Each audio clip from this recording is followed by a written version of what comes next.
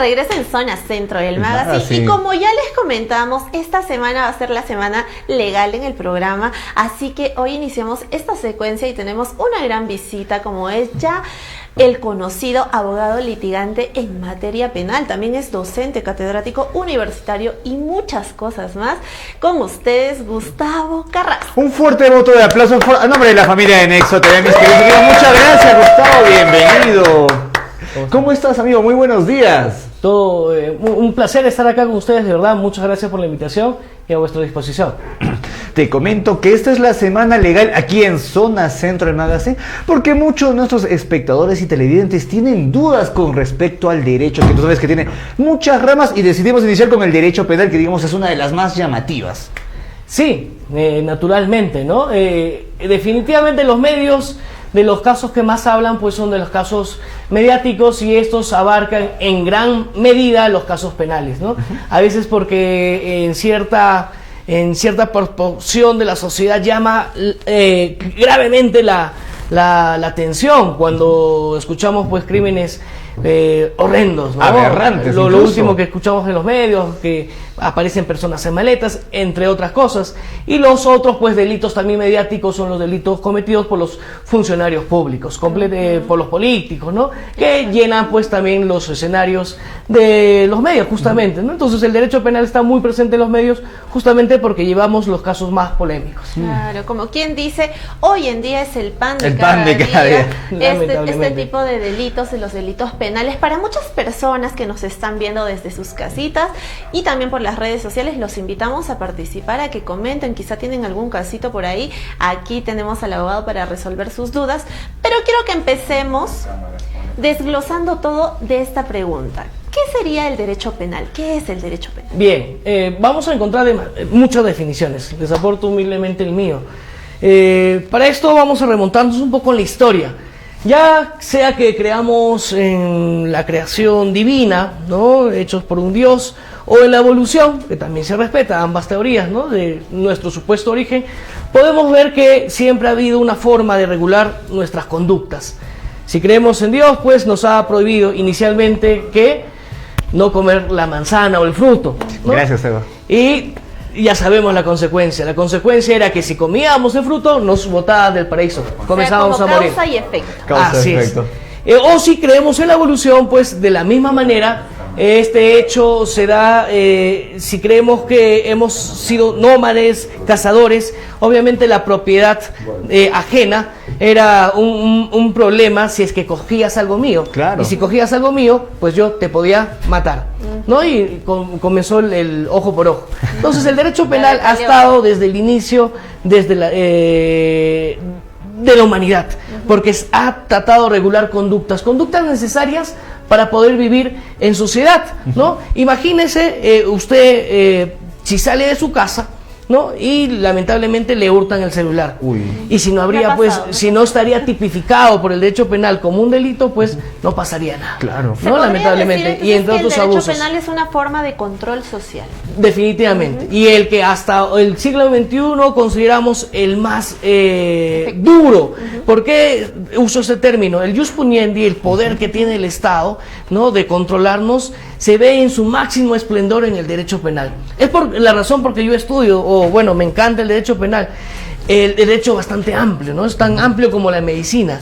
Pero viendo desde esta perspectiva, las diferentes ramas del derecho analizan expectativas o aspectos del ser humano. Por ejemplo, el derecho laboral. Si uno lo despide, pues necesitamos ver si mi contrato rige o no, ¿no? Claro. Y si me debo reintegrar a las labores. El derecho a familias, de repente nos estamos divorciando, quién se queda el hijo, ¿no? Pero lo peor que te puede pasar en una sociedad actual del siglo XXI en el Perú es que te lleven a la cárcel, que te quiten la libertad, y eso lo analiza el derecho penal. Los penalistas determinamos en base a la ley qué conductas son o no son delitos, ¿no? La ley está bien clara en el Código Penal, y otras leyes en blanco que no están, delitos que no están en el Código Penal, pues son 3, 4, 5 líneas, y el hecho que pasa en la realidad son pues historias, ¿no?, que tenemos que subsumir. El penalista determina si ese hecho que tú me estás contando es delito o no es delito. En efecto, justo de ahí surge mi segunda pregunta, porque muchas personas a veces desconocen lo que es un delito. Por ejemplo, caminas por la calle y tu vecina te ve mal y creen que es un delito, pero no. Creo que un delito debe cumplir ciertos requisitos para ser considerado un delito. ¿Crees que podrías explicarnos a grosso modo qué requisitos o digamos... Por supuesto que sí, con todo gusto. ¿Qué es delito? La respuesta ha cambiado a partir del tiempo. Okay. Hemos evolucionado. Antes delito era simplemente sacar el ojo a alguien y te tenían que sacar el ojo. Wow. La ley de talión, ¿verdad? Así es, y eso era delito, así de simple. Hoy hemos evolucionado mucho, el derecho alemán ha llegado acá a Perú y hemos considerado la teoría del delito como la respuesta a esa pregunta. ¿Qué es delito? Va a ser toda conducta típica, antijurídica y culpable. Esos son los requisitos que debe cumplir esa conducta para decir que es delictuoso. ¿Podrías desgregarnos un poquito más esas tres características que dijiste? Así, Culpabilidad, antijuricidad. Conducta típica, antijurídica y culpable. Por favor. Para empezar, conducta nos va a establecer que solo puede ser delito aquel acto que haya sido realizado por un ser humano. Okay. Tiene que ser una conducta humana y consciente, ¿no? Una conducta humana y consciente. Perfecto. Acá hay una memotecnia que a veces lo empleo y bueno, lo he escuchado también de otros grandes juristas. Hago propio el ejemplo de que las feas no delinquen. Coméntanos. Ahí comenzó la duda. ¿Cómo que las feas no delinquen? ¿Por qué? Es una memotecnia, ¿no? Adelante. Feas. La fuerza física irresistible, ¿no? Estado de inconsciencia. Y hay un requisito más. ¿Cuál es? No lo saben seguramente. No, estamos ahí esperando. Bien, vamos a desheredar antes de comenzar. No claro. lo había escuchado. Vamos Me a gusta. comenzar a contar la historia. Ok. Bien, como les comenté que tiene que ser una conducta humana y consciente. Primero tiene que no estar basada en una fuerza irresistible. Digamos que acá Pierre, ¿no? Lo agarra El productor. usted, así es, en un arranque de ira y lo utiliza pues como un objeto y la tira encima de la conductora. Obviamente la fuerza, el peso que usted tiene va a causar lesión. Exacto. Le puede romper el brazo o entre otras lesiones. La pregunta es, ¿usted sería responsable por esa lesión? No, porque fue en contra de mi voluntad. Fui Exacto, cagado. lo utilizaron como un objeto. Usted padeció de una fuerza física irresistible que, si bien es cierto, su cuerpo, ¿no? Fue el Usted medio. generó la lesión, usted Sí. no respondería, porque fue producto de una fuerza física irresistible. Entonces, primera, en pocas la F. palabras, fue un hecho fortuito, Así ¿verdad? es. El estado de inconsciencia. Hay personas que por determinadas anomalías, ya sean psíquicas, enfermedades mentales, ¿no? O por sustancias que pueden alterar nuestra conciencia, nos ponemos en un estado que ya no podemos meditar, Inconsciente. estar consciente de lo que hacemos. Claro. Entonces, cualquier acto que realicemos estando inconsciente, tampoco va a ser constituir un delito. Entiendo. Pero aquí Hay una línea delgada quizás. Así es. Lamentablemente sabemos que mucha de la delincuencia violenta, sobre todo, Claro. se consume o se realiza consume. mediante el consumo, Estupefacientes. De alcohol. así es, ¿no? De alcohol o entre otras sustancias para justamente estar mucho más envalentonados. Entiendo. Ese estado generado que uno se expone o se genera para cometer delitos si no te libra de la responsabilidad. Solamente es cuando tú caes en este estado de inconsciencia por un hecho no provocado por ti mismo. Entiendo. Así es. Es diferente que, digamos, uno realice una actividad porque se ha estado ingiriendo alcohol, a diferencia que, digamos, Por tu haya propia sido voluntad. por tu voluntad, o Ajá. que, digamos, haya sido drogado inconscientemente por otra persona. Quizás puso una sustancia en tu vaso e iniciaste todo lo que pasó. Así es, inconsciente, estabas totalmente nublado. Tú no decidías si sí o no, no estabas en ti. Ok. Gustavo, entonces podríamos entender que el máximo castigo que puede dar en este caso el derecho penal a una persona es privarla de uno de sus principales derechos y el más preciado yo podría considerar que es la libertad. Definitivamente, en el siglo XXI lo peor que te puede pasar en el Estado no es que te despidan, no es que te quiten el sueldo, es que te lleven a la cárcel. Antes existía la pena de muerte, era que te maten, ¿no? Que te mate el Estado. Por los acuerdos internacionales sobre derechos humanos que hemos firmado, Que esa defienden pena la ya vida. no se aplica. Entonces lo peor que te puede pasar es ir a la cárcel, ¿no? Y obviamente los años van a ponderar el reproche social que tenemos a las conductas. Vamos a ver que como la sociedad va avanzando, ciertas conductas se van criminalizando, como el maltrato animal, que es Sí. uno de los delitos más recientes agregados al código. Entiendo. Y muy necesario, por cierto. Sí, demasiado necesario. La verdad que sí, porque son vidas, ¿no? Los animalitos también tienen derechos. Pero- Gracias a Dios, hoy por hoy está tipo. Justamente, Sí, así retornando es. a la primera pregunta, ya tenemos, digamos, una conducta. ¿Qué más nos faltaba disgregar? Si me equivoco, la culpabilidad que mencionabas. Muy bien. El estado de la A, ¿no? Le decía claro, fea. ¿no?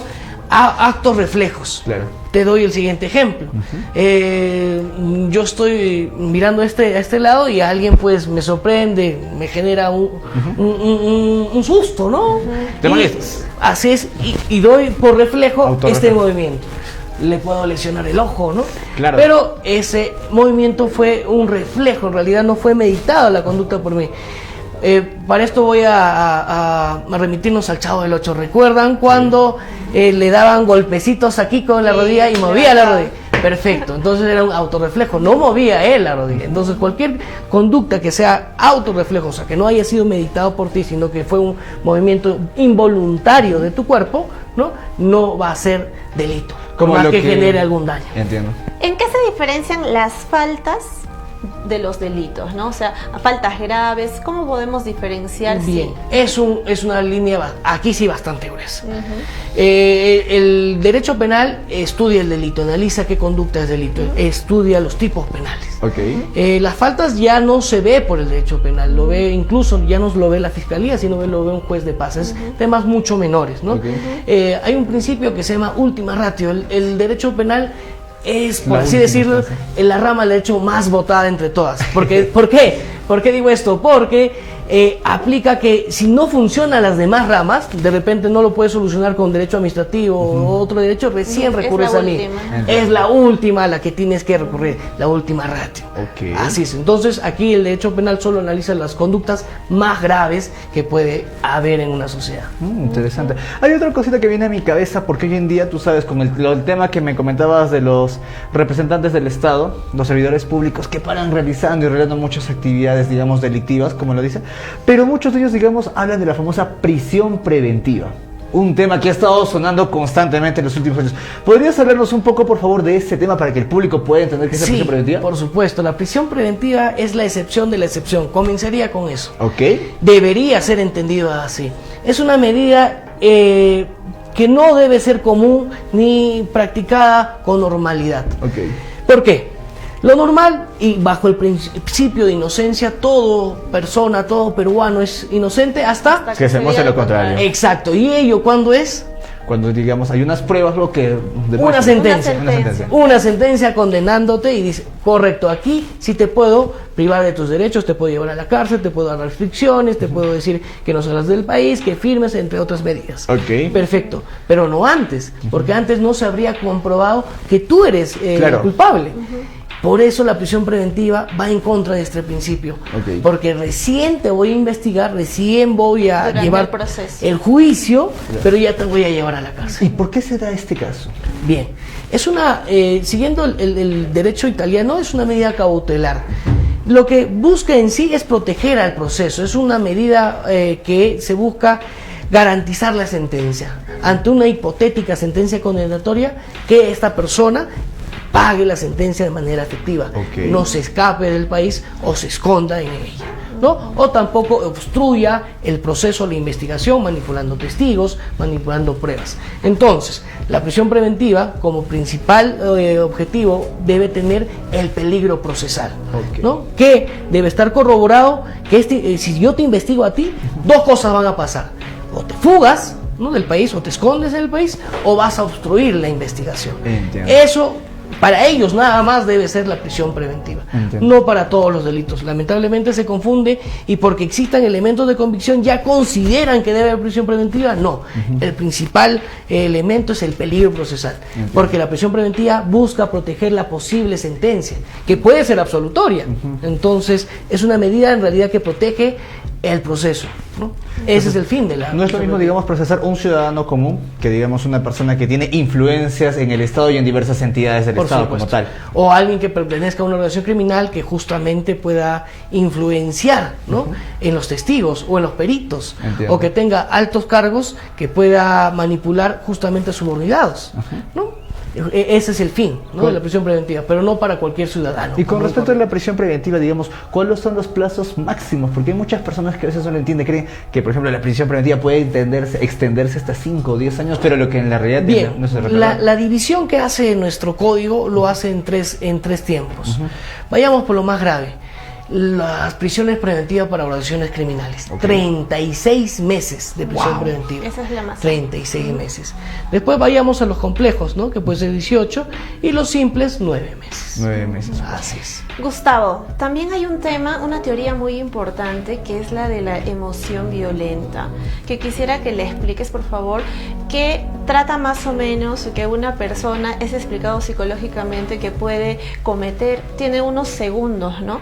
De locura total en la que puede cometer algún delito, por ejemplo, en el caso de encontrar a tu pareja con otra persona. Qué interesante. En un momento como que te desconoces, ¿Qué tal ¿no? ejemplo? Entonces podrías... Sí, por supuesto que sí. Veamos lo siguiente. Desde el inicio de las historias, Caín mató a Abel, ha sido una conducta recurrente, por lo cual el delito de homicidio ha sido uno de los más antiguos en ser tipificados. Okay. Bien. Sin embargo, vamos a ver que va a haber o van a cambiar las circunstancias. Una cosa es matar a un rival, otra cosa es matar de repente a alguien que te está agrediendo, ¿no? O en defensa. Exacto. Y entre estas formas de homicidio hay un homicidio de forma atenuado, que la pena va a ser un poco menor, te van a reducir. Incluso si confiesa y se somete a la terminación, no iría a la cárcel, ¿no? Se podría hacer una pena suspendida. Es cuando la persona comete el homicidio bajo una emoción violenta, pero que la causa haga excusable, dice el código. Una circunstancia, ¿no? Esto lo utilizo de manera académica para responder, que a la mayoría de la sociedad, al pasarnos el mismo hecho, respondamos diciendo yo hubiera hecho lo mismo. Un ejemplo, quizás los que tienen suerte de ser padres, vean quizás al llegar a su casa a alguien tratando de abusar, a punto de abusar sexualmente de su hija, y cualquiera sale de su lógicamente y lo mata. Claro. Perfecto. Oye, ¿estamos en un homicidio? Sí, lógico. Pero un momentito, mira las circunstancias. Entonces, él puede acogerse, ¿no? O debería ser tipificado como un homicidio por emoción violenta que las circunstancias hacen excusables. Así es, no cualquier circunstancia, no alguien me choca el carro, me raya el carro y voy y lo mato. No, eso sería más bien todo lo contrario, un homicidio calificado. Claro. Así es. También me estuvieron comentando ahí por las redes sociales, Liz, sobre el tema del resultado. Por ejemplo, cuando una persona tiene la intención de matar a otra, entonces, por ejemplo, agarra y pone una bomba, y esta persona casualmente se retrasó, no llegó a ocurrirle nada, pero de todos modos hubo la intención. En este caso habría una pena.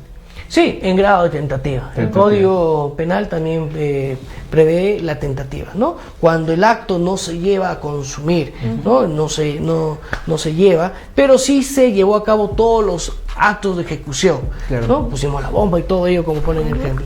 Nos van a sentenciar, sí, pero como grado de tentativa. Otra pregunta más que tengo, ya que cuando hablamos de un determinado delito y digamos se necesitan más de 2 personas para realizarlo, cuando digamos está el autor, el cómplice y demás, ¿qué grado de culpabilidad podría tener cada uno de ellos? Bien, eso va a ser depende. La regla general es que el autor va a tener más pena que el cómplice y el cómplice va a tener una reducción de la pena. Perfecto. Va a haber cómplices primarios y secundarios según el aporte. Si el aporte es necesario, será el primario. Si el aporte podría ser cambiado por otra persona, secundario. Pero va a haber delitos, por eso digo depende, donde le van a dar la misma pena. Entiendo. Este es, por ejemplo, el delito de colusión, ¿no? Donde el autor, que es un funcionario público competente en un tema de contrataciones con el Estado, se colude con un extraneros, ¿no? Y el código establece que le van a dar la misma pena. Entonces va a haber, según sea el delito, se le puede dar la misma pena o una reducción al cómplice. Justamente surgió también otro interrogante. Digamos, estamos en el supuesto de un atentado contra un banco, ¿ok? Y digamos, estos delincuentes contratan a un taxista para que pueda llevarlos y también recogerlos. En el caso en sí. ¿Hasta qué grado, digamos, el taxista podría ser culpable, digamos, ser considerado cómplice si está realizando las actividades dentro, digamos, para lo cual él está, digamos, preparado o de su día cotidiano? Perfecto. Prohibición de regreso. Exacto. La teoría alemana nos va a explicar que cualquier persona que ejerza su función, ¿no? Usted de conductorio, de abogado, el señor de taxista, ¿no? Mientras ejerza su función, nunca va a delinquir. Digamos, si alguien me toma el taxi y está llevando droga y yo no lo sé, me dice llévame al aeropuerto, claro, y me interviene en la mitad, yo no soy responsable en lo más absoluto por la prohibición de regreso, porque lo único que yo me limité a hacer es mi función. Transportarlo como tal. Así es. Pero cambia la situación si es que yo sí sé y te dice, oye, claro, estoy llevando droga. Cuenta, ¿no? O estoy llevando droga y llévame por otro camino, te voy a pagar el doble. Ahí sí te vuelves un gozo. Bueno, también creo que es importante, por último ya, porque lastimosamente se está acabando la secuencia, la acción por omisión. El hecho de omitir hacer algún acto también podría constituir en delito. ¿En qué casos? Así es. Lo propio es hablar de conducta, ¿no? Porque abarca ambas acciones. La omisión sería el no hacer. La mayoría de delitos son comisivos. Te van a sentenciar, te van a responsabilizar por hacer algo, por matar, ¿no? Por estafar, entre otras cosas. La omisión es por un no hacer. Hay muchos delitos que se cometen de manera omisiva. Por excelencia, la omisión de asistencia familiar. Por no pasar tus alimentos, ¿no? Otra, omisión de socorro. Si ves a alguien que necesita de tu apoyo y está en un peligro inminente y tú te haces de la vista gorda, pues vas a responder. Otro, por ejemplo, la omisión de denuncia. Si uno sabe, conoce de un hecho delictivo y no denuncia, también incurriría en ese delito de omisión, por ejemplo. Así es, tenemos muchos temas más importantes de qué hablar sobre el derecho penal y de seguro más adelante vamos a invitarlo otra vez porque a las personas les ha encantado esta secuencia. Queremos agradecerle mucho su presencia el día de hoy, la verdad es que ha sido muy importante, pero que se presente por favor ante las cámaras para todos aquellos que digamos han podido visualizarlo y busquen sus servicios, asesoramientos y demás. ¿Cómo te podemos ubicar en redes, números o quizás alguna oficina? Sí, en el Facebook, trabajo en el estudio penal Carrasco, ahí nos encuentran, ¿no? Sus números de contacto. Todo está en el Facebook. Todo está en redes sociales. Ya saben, lo ubican mediante redes sociales que hoy por hoy se ha vuelto muy indispensable, ¿no? Sí. Entonces, qué bueno tenerlo el día de hoy. Para mí ha sido un grato placer conocerlo y ya sabe, Zona Centro es su casa, así que nos vamos a una pequeñita pausa comercial.